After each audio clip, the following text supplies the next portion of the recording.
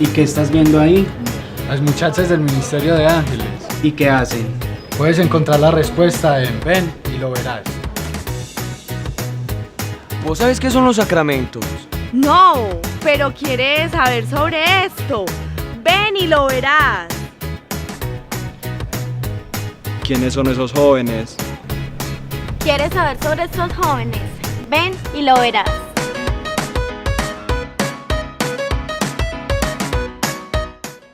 Cordial saludo para todos ustedes. Bienvenidos a una nueva emisión de su programa Ven y lo verás. Me alegra inmensamente poder compartir con todos ustedes estos momentos de reflexión y de conocimiento acerca de nuestra Iglesia Católica. Muy bien, como siempre, tendremos las dos secciones en su programa. Una primera doctrinal acerca del catecismo de la Iglesia Católica, como lo hemos venido haciendo, y una segunda sección con el invitado especial. Así que hoy les tenemos una gran sorpresa, tenemos una invitada muy especial. Por favor, no se muevan, que muy pronto tendremos entonces nuestra invitada especial. ¿Recuerdan ustedes que en la vez pasada tuvimos la ocasión de mirar un poco la introducción al catecismo de la Iglesia Católica? Y veíamos cómo este catecismo tiene una historia que surgió desde el año por allá 1954, con el Concilio Vaticano II se empieza a pensar la Iglesia, a repensar un poco, y luego como producto del concilio pues surge este catecismo de la Iglesia Católica. Miramos también un poco la importancia que tiene el catecismo en la catequesis y en la evangelización de nuestros tiempos. Pues bien, hoy los invito para que compartamos un poco la estructura del catecismo de la Iglesia Católica, es decir, cuál es el contenido, qué es lo que hay dentro de ese librito que llamamos Catecismo de la Iglesia Católica. Para eso los invito a que me acompañen, a que hagamos juntos un pequeño esquema del catecismo de la Iglesia Católica. Nuestro catecismo está dividido en 4 partes, 4 grandes partes tiene el catecismo.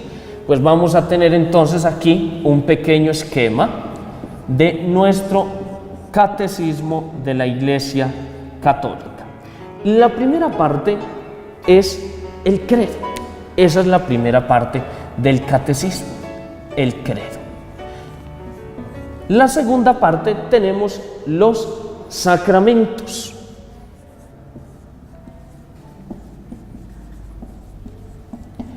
La tercera parte encontramos en el catecismo los mandamientos de la ley de Dios.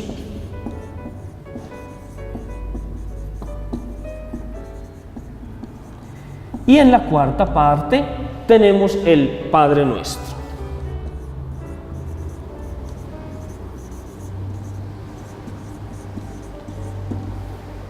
Como el catecismo es un libro de fe, podríamos ponerle a cada una de estas partecitas una especie de apodo, todo con la fe. Entonces así tendremos que la primera parte del credo es la fe que profesamos. Es decir, así como todos los domingos en misa públicamente decimos creo en Dios Padre Todopoderoso, eso es lo que significa profesar nuestra fe. De tal modo que esta parte la podemos llamar así, la fe que profesamos. La segunda parte, los sacramentos, es la fe que celebramos.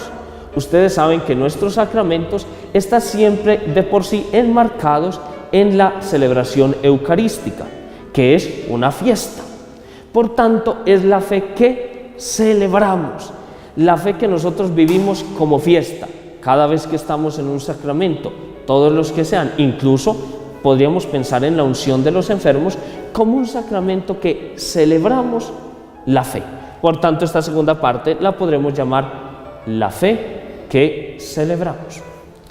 Los mandamientos lo podemos llamar la fe que vivimos, porque nuestra fe no solo es profesada, o sea, nosotros decimos creemos en Dios, pero luego además celebramos esa fe en los sacramentos, pero esa fe tiene que hacerse vida. Por tanto, entonces, la fe que vivimos cotidianamente. Y finalmente, el Padre Nuestro lo podemos llamar la fe que hacemos oración. Es decir, por medio de esa fe, nosotros dialogamos con Dios como Padre. Bien, ahora, cada una de las partes de este catecismo tiene 2 secciones. Cada partecita está dividida en 2 secciones. Esta primera parte tiene una primera sección que se llama creo, creemos, que vamos a iniciar a explicar ahorita. Una segunda parte, la profesión de fe, que ahí tenemos los 2, digamos, versiones del credo que nosotros tenemos. Ustedes saben que en la Eucaristía, por ejemplo, a veces se reza el credo que llamamos popularmente corto o el credo que nosotros generalmente llamamos credo largo. Esos credos se llaman el credo de los apóstoles y el credo largo es el credo niceno-constantinopolitano. Más adelante veremos de qué se trata un poco este nombre como largo y un poco extraño. Bien, los sacramentos tienen también 2 secciones. Una primera sección que se llama economía sacramental. Economía sacramental. ¿Qué es esto? Alguien preguntará. Pero, ¿se trata de algo económico, de asuntos económicos? No. Sí tiene que ver un poco. La economía sacramental quiere decir un poco toda la historia de cómo van surgiendo nuestros sacramentos desde el Antiguo Testamento, es decir, cómo el Señor va, digámoslo, revelando y dando a conocer todo este misterio de salvación a través de los sacramentos.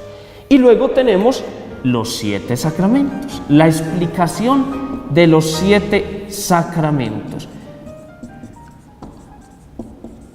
El catecismo es detallado en esto, por tanto, luego Dios mediante tendremos la ocasión de explicar sacramento por sacramento en detalles y seguramente con modos didácticos para que todos aprendamos juntos.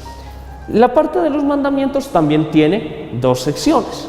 Una primera sección que se llama la vocación del hombre,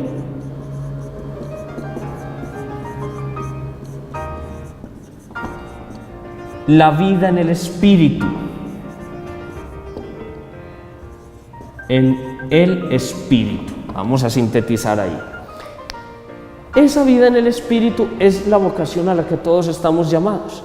Recuerden ustedes que la Sagrada Escritura nos insiste bastante en que ciertamente nosotros somos, el hombre está compuesto de cuerpo y alma, pero el hombre debe ser un hombre que tienda siempre hacia la vida del espíritu, porque nosotros en realidad, pues el tiempo que tenemos aquí perdonamos materialmente, pero luego, como dice el Señor, en el cielo seremos todos como ángeles. Permanecerá una corporeidad, mas no el cuerpo, digámoslo así, como tal. Bien, y esta última parte, y nos falta la segunda sección de esta, que son los 10 mandamientos.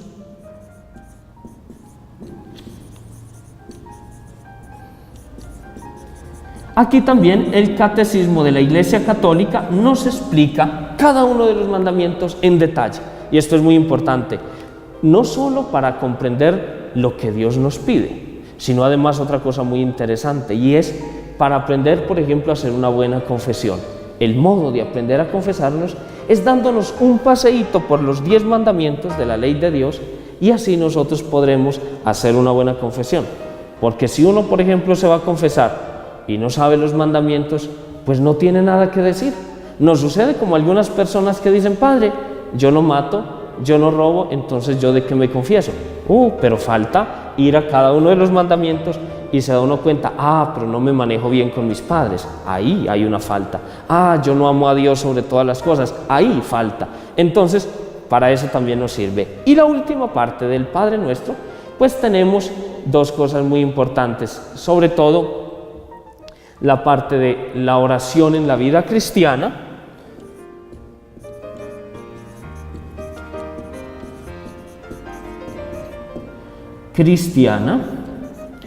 y finalmente la oración del Señor, que es el Padre Nuestro, donde tendremos la ocasión de acercarnos poco a poco a cada una de las partes, peticiones del Padre Nuestro. Las analizaremos en detalle Dios mediante. De modo pues, queridos televidentes, aquí tienen ustedes un esquema de todo el contenido del Catecismo de la Iglesia Católica, de nuestro catecismo.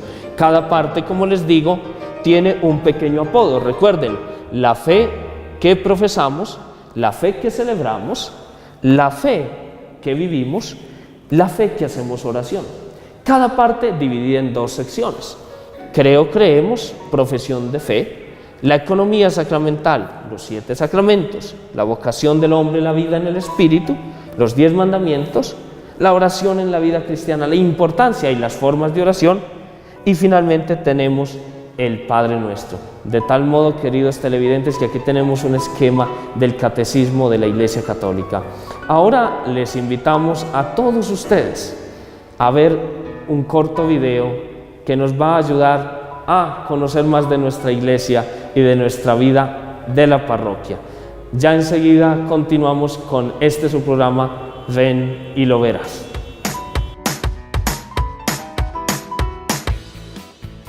Y es así como Santa Laura Montoya llegó a la vida eterna. Padre, ¿y qué tengo que hacer yo para ganar la vida eterna? Buena pregunta, Facundo.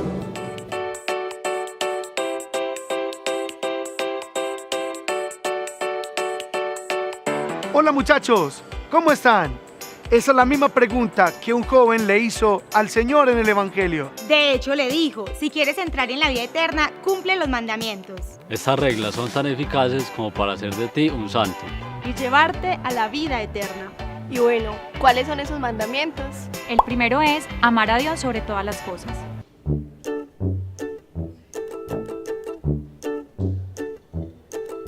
Es una llamada al hombre para que crea en Dios, espere en Él y le ame con todo su corazón. El segundo es, no tomarás en falso el nombre del Señor tu Dios. Nos enseña a respetar el nombre del Señor porque es santo, es decir, a no jurar o blasfemar. Por ejemplo, el tercero es santificar las fiestas. No es esa fiesta. Sino para celebrar el día domingo, el día del Señor, y tener el reposo suficiente para cultivar la vida familiar, social y cultural. El cuarto es, honra a tu padre y a tu madre. No, no me la voy a comer. Ah, no. Dios quiere que después de Él honremos a nuestros padres y a quienes Él reviste de autoridad para nuestro bien. El quinto es, no matarás. Nos invita a proteger toda la vida humana, desde su concepción hasta su muerte natural, porque toda vida es sagrada y es amada por el Señor. El sexto es, no cometerás actos impuros. Cristo es el modelo de la castidad. Todo cristiano debe llevar una vida casta, cada quien según su estado de vida. El séptimo es, no robarás. Robar es apoderarse del bien ajeno, contra la voluntad razonable de su dueño. El octavo es, no dirás falso testimonio ni mentirás. Se trata de decir algo falso con la intención de engañar al prójimo. ¡Ey! ¡Esa es mi billetera! Oigan a esta, si la acaba de comprar. Ah. Y el noveno es, no desearás la mujer del prójimo. Angelina Jolie, mamacita. Pero esta casa... Pon en guardia contra el desorden o concupiscencia de la carne. Y el décimo es, no codiciarás los bienes ajenos.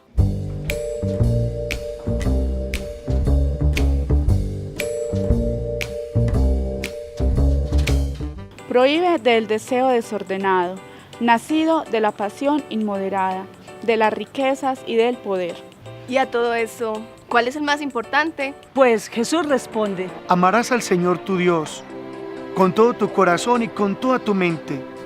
Este es el mayor y el primer mandamiento. El segundo es semejante a este. Amarás a tu prójimo como a ti mismo.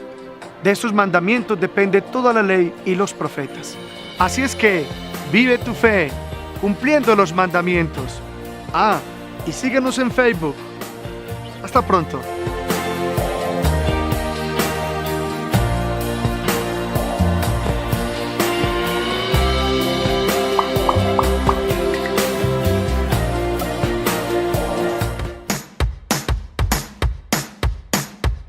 Continuamos ahorita pues con la explicación de este esquema que hemos hecho del Catecismo de la Iglesia Católica e iniciamos en la primera parte del credo con la primera sección que se llama Creo, creemos, como habíamos dicho. Alguien podrá preguntar, bueno, ¿por qué aparece creo, creemos? ¿Cuál es la diferencia? Alguien podrá decir, padre, eso es muy notorio. Pues creo es singular, creemos está en plural. Pero esto tiene una trascendencia, es decir, va más allá del solo hecho que sea plural y singular. Lo primero que debemos decir es que cuando nosotros decimos creo, lo que estamos diciendo es la profesión de fe personal. Es un acto personal, es una cosa única, digámoslo así, íntima. Cuando yo digo creo, estoy afirmando que yo estoy de acuerdo con ciertas cosas y que comulgo con ciertas cosas, que pongo en esas cosas toda mi confianza, pero yo, porque nadie puede creer por mí. Soy yo el que debo decir cuando creo o no creo. Es distinto, por ejemplo, el día de nuestro bautismo cuando bautizamos a los niños pequeños. Hay que recordar que en esta ocasión nuestros padres y padrinos profesan la fe, digámoslo así, en vez de nosotros. Lo hacen por nosotros, pero no es que, digámoslo así, tomemos la fe del niño. No, lo hacemos en vez de la persona, que algún día, cuando la persona esté adulta, lo puede hacer por sí misma.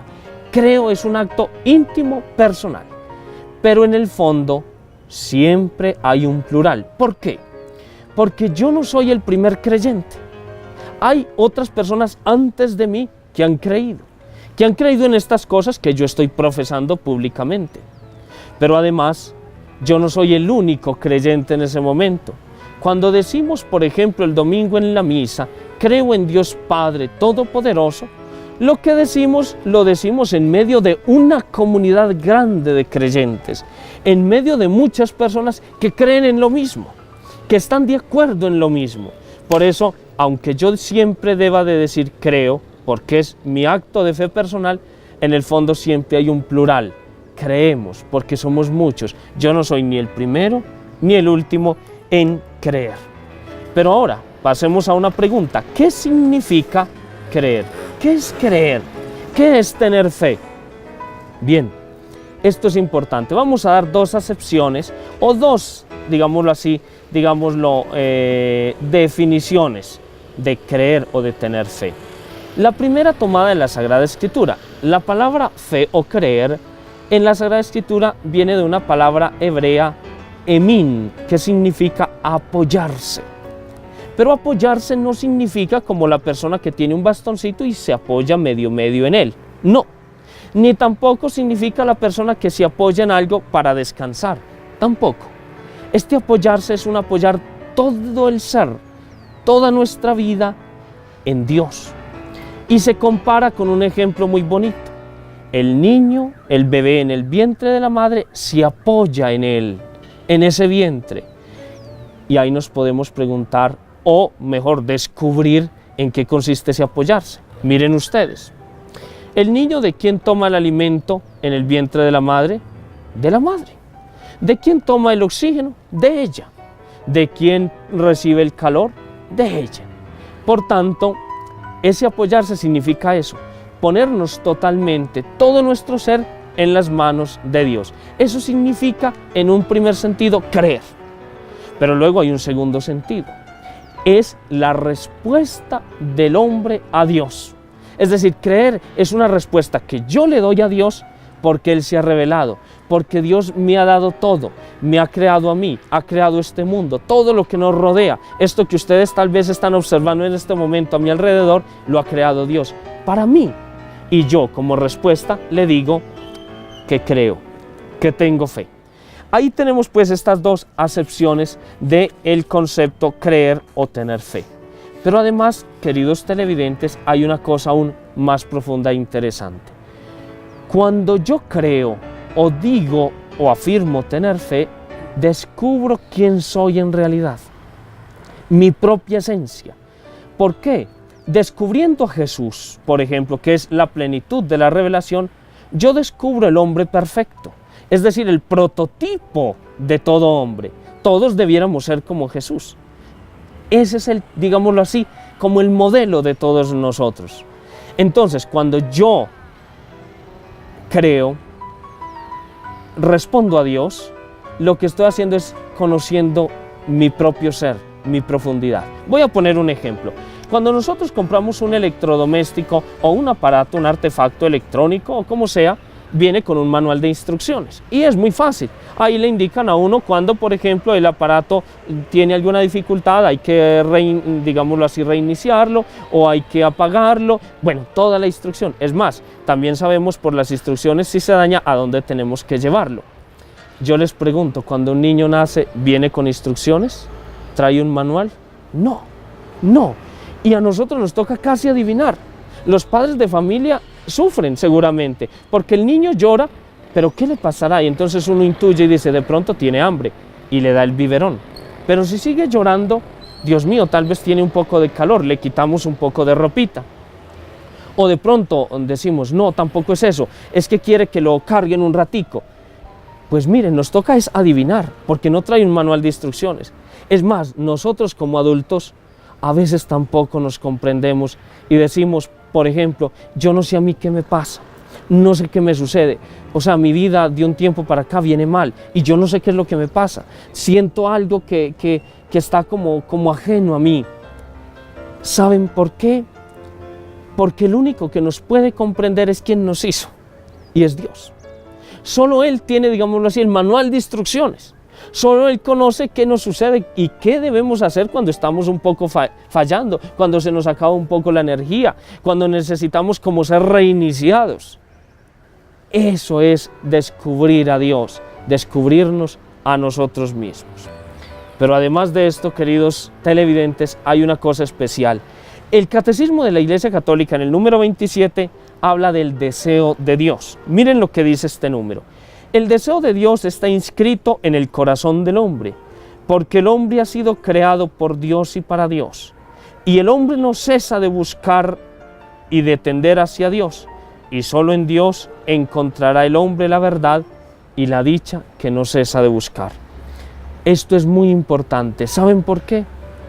Porque esto indica que por el hecho de que nosotros somos personas humanas, tenemos el deseo de Dios en el corazón. Y esto queda demostrado. Esto no necesita mucha explicación.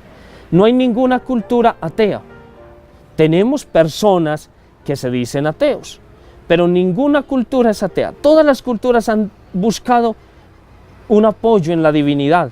Lo han buscado de diferentes modos, a veces en cosas naturales, a veces en los astros, en diferentes modos, pero las culturas todas son religiosas, culturas religiosas, porque claro, hay un deseo de Dios en el corazón.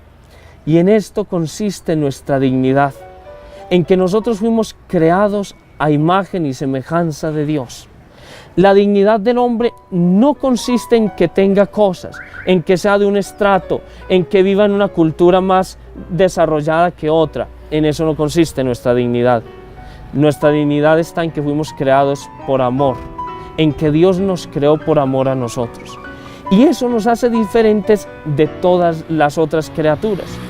Yo como persona puedo entablar una relación con Dios. Le puedo hablar a Dios, puedo entrar en comunión con Dios, cosa que ningún otro ser de la creación puede hacer.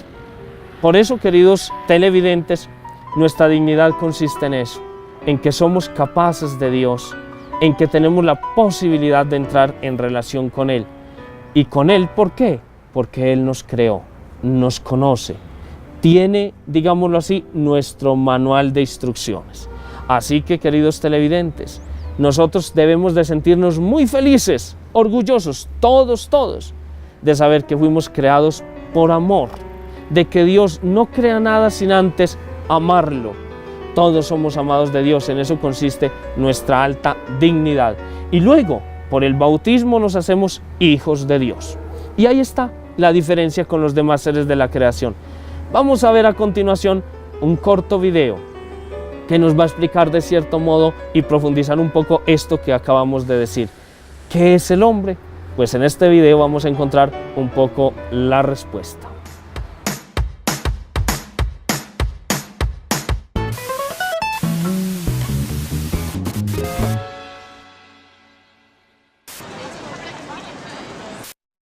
¿Qué es el hombre?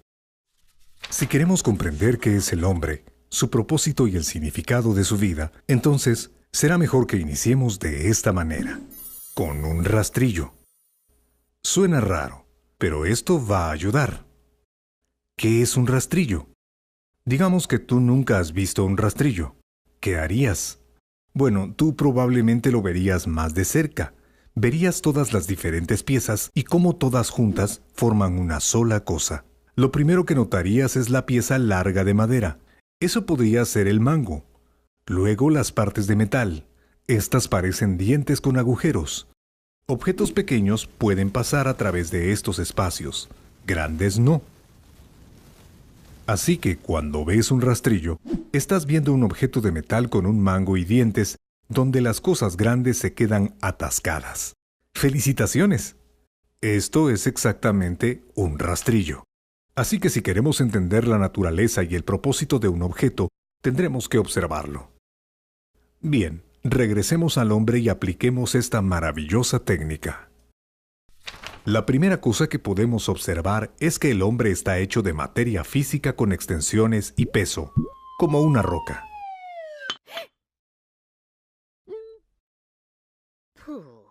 Pero hay más. Es un ser viviente. Se alimenta y crece, tal como las plantas. Tiene sentidos, como las vacas y otros animales, que le permiten percibir su entorno.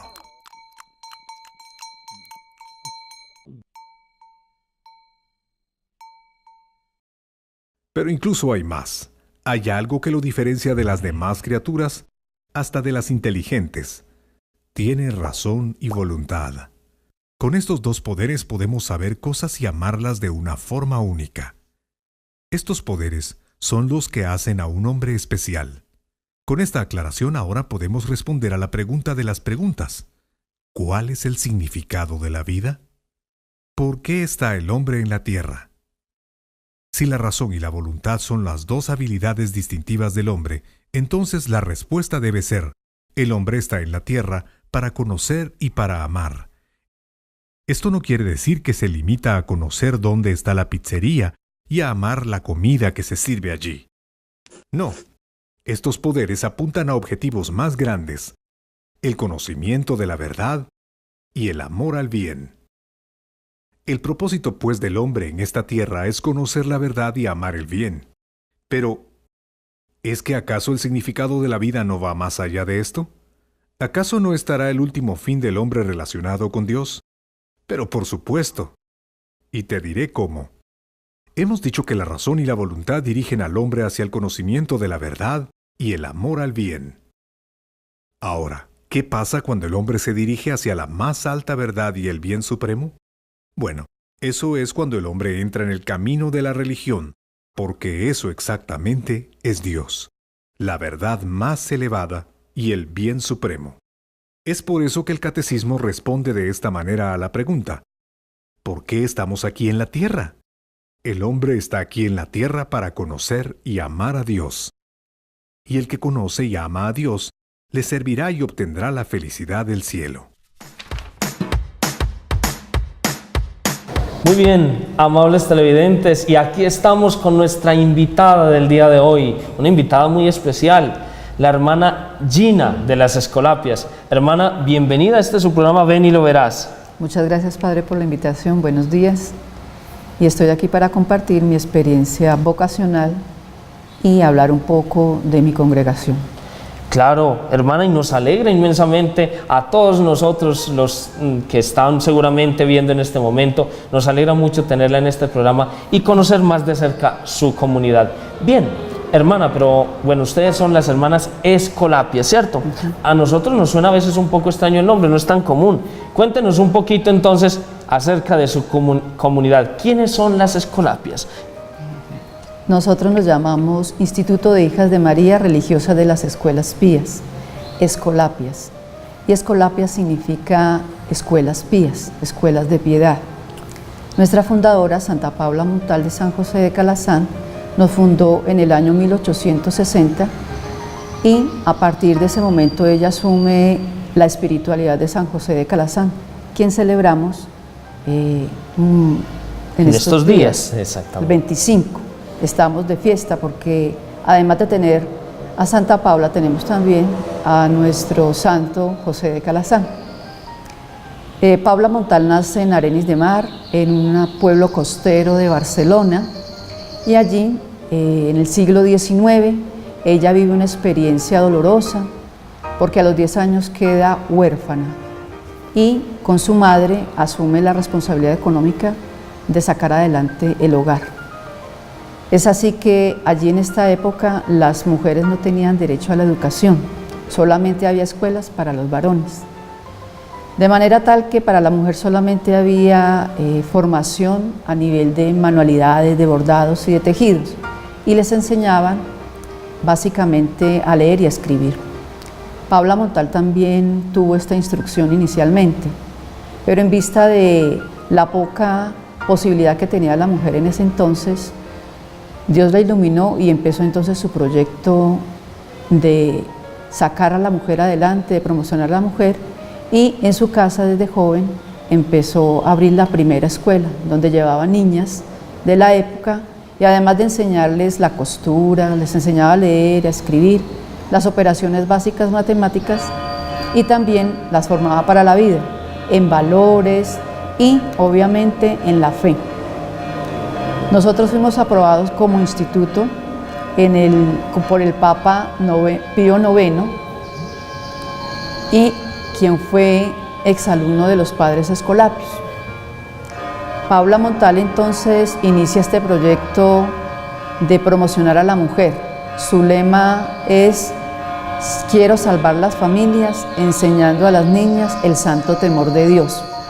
Un temor relacionado referente hacia ese amor amoroso y reverente hacia Dios, y la educación como la fuente de liberación y de promoción a la mujer dentro de una sociedad que en ese momento coartaba, digamos, la promoción de la mujer o la participación en la actividad social. Paula Montal, por lo tanto, entonces se lanza en este proyecto, en esta aventura, y junto con la espiritualidad de San José Calazán, quien conoce de ella 2 siglos después, entonces asume que lo que estaba haciendo ella con los niños en este siglo, Calazán lo hacía también con sus niños. Y ella entonces decide asumir la espiritualidad de San José de Calazán, adaptándola obviamente a la parte femenina, a las niñas. Así entonces nuestro carisma es la educación. Además de los 3 votos, pobreza, castidad y obediencia, hacemos un 4.º voto, que es el voto a la educación. Paula Montal fue canonizada en el 2001, el 25 de noviembre, y todo gracias a un milagro en el cual ella intercedió y se dio aquí en Colombia, en la Comuna 13, en Blanquizal, con una de nuestras estudiantes, en uno de esos momentos trágicos para la sociedad, donde vivían momentos muy difíciles. Hubo una bala perdida que le alcanzó a una de estas niñas y los médicos le diagnosticaron que ya no volvería a caminar.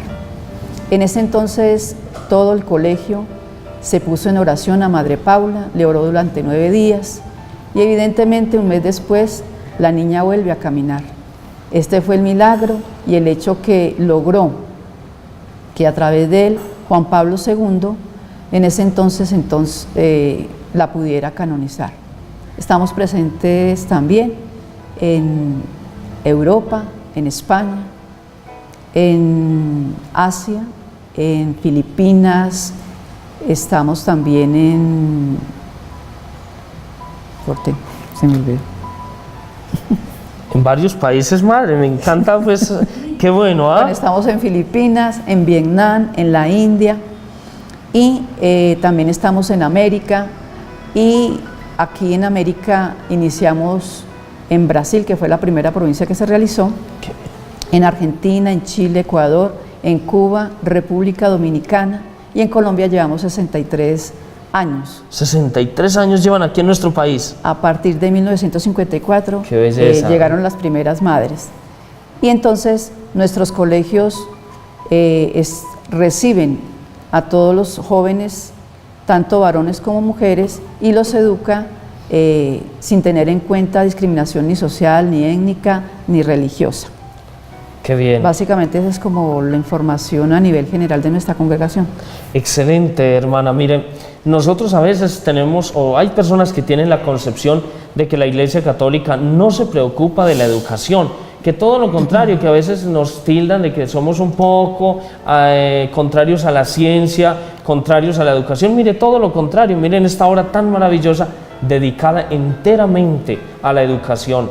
De modo pues que es una obra grande de valorar, y en nuestro país llevan 63 años de presencia. ¿Cuántas personas seguramente habrán pasado por los colegios que dirigen esta congregación maravillosa de las Madres Escolapias?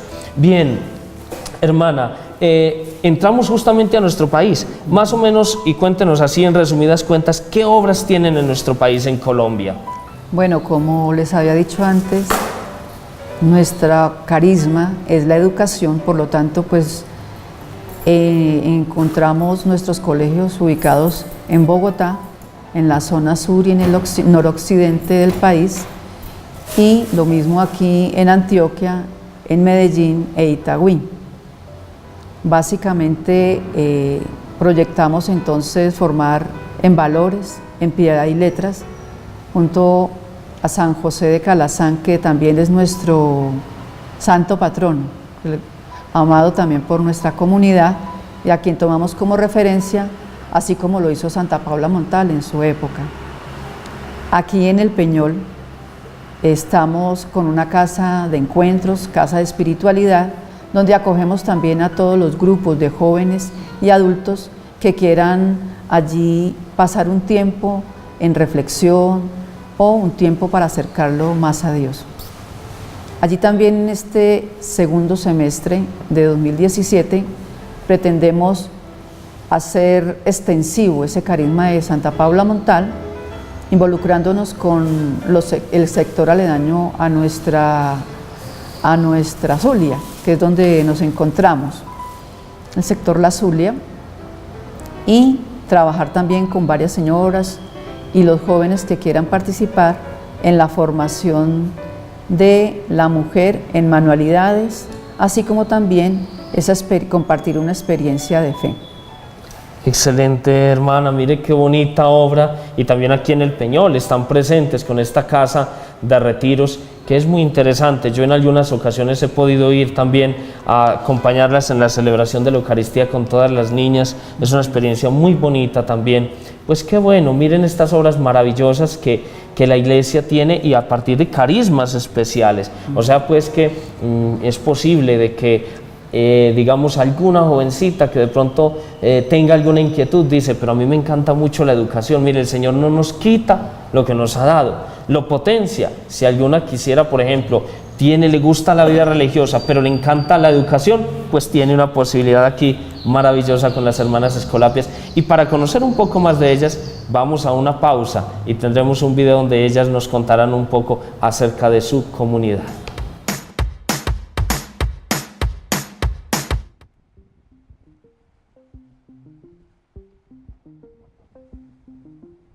En la vida hay muchas cosas que hacer, que ver, en las cuales trabajar, pero el ser humano necesita momentos para pensar en cosas como: ¿cuál es el sentido de su vida? ¿Qué camino debo seguir? ¿Qué opciones de vida tiene? La sociedad de hoy invita a preocuparse por lo que produce más dinero, lo que genera mayor bienestar. Todo se presenta desde lo que la sociedad desea, desde lo que la sociedad impone, dejando de lado la verdadera vocación, el deseo interno de ser feliz.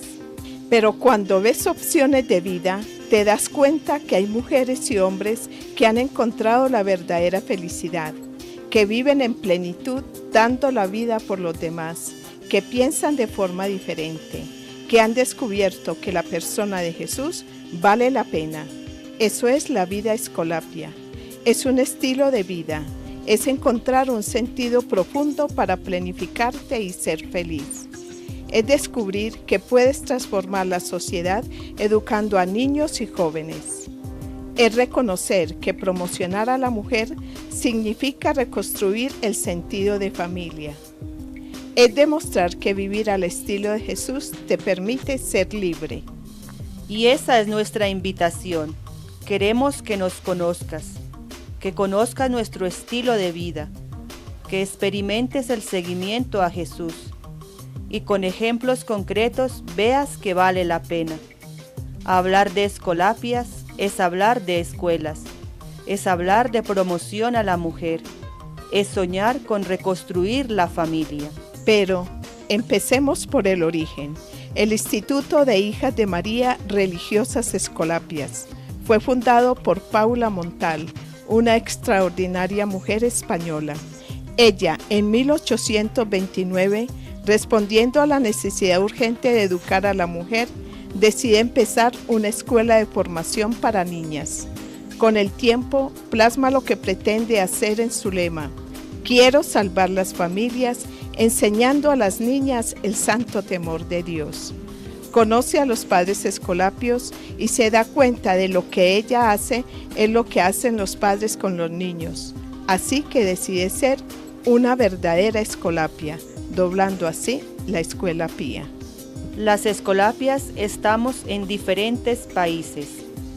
En América, Argentina, Chile, Brasil, Ecuador, Bolivia, Colombia, México, Estados Unidos, República Dominicana, Cuba. Europa, España, Italia, Polonia. Asia, Japón, Filipinas, India, Vietnam, Indonesia. África, Guinea-Bissau, Guinea Ecuatorial, Senegal. Nuestras obras son colegios, internados, casas de convivencia y espiritualidad, obras de promoción a la mujer. En Colombia estamos en Bogotá, Casa Provincial, Colegio Calazán Femenino en La Esmeralda, Colegio Madre Paula Montal en San Rafael, en Chía, Casa Noviciado, Colegio San José de Calasanz, Casa de Convivencias y Espiritualidad. En Medellín, Colegio Calasanz Femenino en Los Colores, Colegio Arenis de Mar en Blanquizal, CDI en Alto de Oriente, Itagüí, Colegio Paula Montal en San José, El Peñol, Casa de Convivencias y Espiritualidad en Vereda El Morro. Si sientes que tu corazón vibra con el seguimiento de Jesús y que serías feliz educando, la Escuela Pía te espera.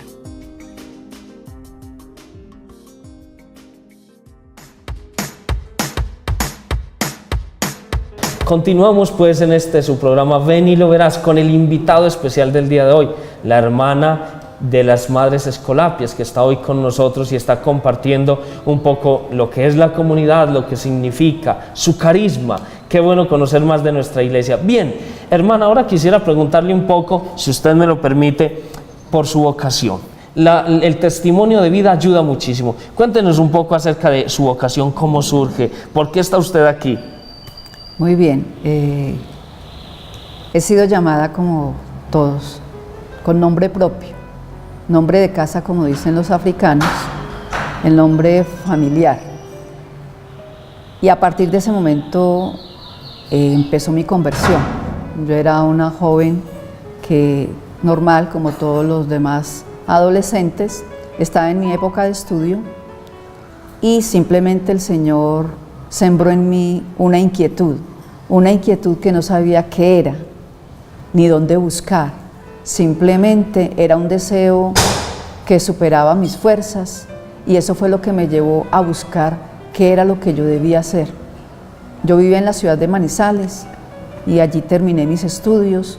Posteriormente salí a la ciudad de Pereira, estuve todo el tiempo viviendo en el eje cafetero, mi juventud y mi adolescencia. Entonces mi experiencia cercana a Dios eran los grupos juveniles, grupos carismáticos, pero yo sentía que ese no era como lo que andaba buscando. Poco a poco entonces el Señor fue poniendo como las personas en mi camino para que yo pudiera como poder interpretar ese llamado, ese sentimiento arrollador que había en mí, pero que no sabía qué era. Y una vez encontré la persona que era una joven que había hecho la experiencia con las escolapias y me habló de ellas y me invitó a un encuentro de jóvenes y yo acepté ir. Era en Bogotá, yo estaba trabajando y un fin de semana pedí permiso y salí y me fui, así de sencillo. Y fui a dar a Bogotá, la primera vez que iba a Bogotá también. Y entonces, cuando llegué a las Madres Escolapias y estuve allí, mi primera expresión fue: esto es lo que andaba buscando, aquí es donde debo estar. A partir de ese momento entonces empezó un conocimiento acerca de la vida religiosa, acerca de la espiritualidad de las Madres Escolapias, y empecé a dar respuesta valiente, digámoslo así, a todo lo que me iban proponiendo con respecto a la propuesta Escolapia. Y era Dios quien presentaba allí su propuesta inicialmente, pero todavía no sabía. Tampoco mi ideal era ingresar a la vida religiosa, pero a partir de este encuentro con Dios, de esta oportunidad que Él me dio, empecé a descubrirlo y quise ahondar más, investigar más, y llegó un momento en mi vida en que tenía que tomar una decisión. ¿Qué era lo que quería yo hacer con mi vida? Y fue así que entonces decidí consagrarme a Él, que era mi meta inmediata, pero que no terminaba allí, porque mi meta definitiva es Él. Qué bien, hermana. Miren, amables televidentes, qué experiencia tan bonita, porque a veces pensamos que las religiosas como que desde niñas pues vestían ya hasta hábito o eran personitas que no vivieron nunca una vida cotidiana. No, la hermana trabajaba, tenía su vida común y corriente, por eso no nos sintamos ninguno excluido. Alguna joven puede ser que en este momento nos esté viendo y esté trabajando común y corriente, pero tenga ese deseo, esa inquietud, de pronto tenga en el corazón como ese llamado. Qué bueno que se deje descubrir esta vocación y que pues nunca es tarde. Mire, siempre estamos en la vida cotidiana. El Señor llama desde lo cotidiano de nuestra vida. Hermana, una pregunta que seguramente alguna persona tendrá inquietud. Si alguien, una jovencita, quisiera entrar, por ejemplo, y conocer un poco la vida de las escolapias, ¿cuál es el camino a seguir? ¿Qué tiene que hacer? ¿A quién se debía acercar? Y un poco, cuéntenos también un poco cuál es el camino. Hay mucho estudio, se demora uno pues como para, digamos ustedes, para vestir hábitos 10, 15 años, ¿cuánto más o menos? Qué bueno que nos cuente esa experiencia, que seguro algunos tienen la inquietud. Muy bien, inicialmente nosotros tenemos una formación que se llama el aspirantado abierto, y es precisamente eso, el poder experimentar con las Madres Escolapias nuestro estilo de vida. Más o menos aproximadamente durante 2 años la joven ingresa y allí empieza una formación a nivel religioso en el Centro de Estudios Religiosos en Bogotá. Allí con la madre provincial, ella entonces es quien está a cargo de estas jóvenes y las va orientando, y a más adelante ya cada una va definiendo si es lo que busca, si es lo que va de acuerdo como a los anhelos u objetivos que ella persigue en este caminar de Jesús. Bien, mire qué bonito, ¿no? Es decir, un camino simple, sencillo, pero un camino también lleno de descubrir, porque eso es lo importante. La vocación se tiene que ir descubriendo para uno realmente estar seguro, porque vocaciones pues hay muchas, ¿no? Es la vocación, por ejemplo, a la familia, la vocación a una vida de celibato o a una vida de soltería, en fin, vocaciones es gracias a Dios lo que tenemos, ¿no? De acuerdo a las posibilidades y de acuerdo a las personalidades. Bien, y si alguna jovencita quisiera, ¿cómo se puede contactar, hermana? ¿A quién tiene que buscar? Por ejemplo, aquí en el Peñol. Bueno, inicialmente pues con nosotras que estamos aquí en el sector La Zulia, conmigo directamente, y luego ya haríamos el contacto con la Madre Superiora Provincial, y ya entonces a través de entrevista y de intercambiar de pronto conceptos, ideas y aspiraciones, entonces ya se estudiaría la posibilidad de que ella haga parte de nuestro entorno y de nuestro estilo de vida. Usted me preguntaba, padre, antes ¿Cuál es el proceso que nosotros tenemos? Inicialmente tenemos el aspirantado abierto, luego el prenoviciado durante 2 años, 4 años de noviciado, 3 años de junior y luego ya la profesión perpetua, ¿sí? Donde hacemos los votos religiosos y nos comprometemos primero ante todo con Dios y con la iglesia. Qué bien, miren, una experiencia bien bonita. Una última pregunta, hermana, que quisiéramos, y seguro algunos de nuestros televidentes tienen la curiosidad, y perdone el abuso de confianza. Cuéntenos, ¿cuál ha sido el momento más feliz en el tiempo de su vida como religiosa? ¿Cuántos años también lleva de vida religiosa de pronto? ¿Y cuál ha sido ese momento, digamos, más feliz? Que uno diga, qué dicha, yo quisiera que esto lo vivieran otras personas. Muy bien, llevo 13 años en la comunidad, porque yo entré ya cuando ya era profesional y luego ya mi momento feliz es el momento de mi profesión perpetua, un momento que deseaba como ya sellar, digamos, ese pacto de amor a nivel espiritual con Jesús, prestando el servicio en la Escuela Pía. Qué maravilla, miren qué bonito, me imagino una profesión, debe ser como la ordenación de uno, ¿no? Que es una cosa pues maravillosa, inigualable. Hermana, mil gracias por haber estado con nosotros aquí en este su programa Ven y lo verás, le agradezco inmensamente y bueno, qué dicha que podamos seguir compartiendo todos. A ustedes, amables televidentes, mil gracias por haber estado con nosotros, les recordamos. Nos pueden buscar a través del Facebook, Ven y lo verás, o también a través de nuestro correo electrónico, nos pueden escribir en veniloverás@gmail.com. También hay un buzón de sugerencias en el despacho parroquial, si alguien nos quiere escribir alguna carta, alguna notica, o alguien está interesado en dar a conocer su comunidad o su grupo apostólico, lo puede hacer a través de estos medios que tenemos para todos. Mil gracias por haber estado con nosotros. Les deseo lo mejor y hasta una próxima emisión. Muchas gracias.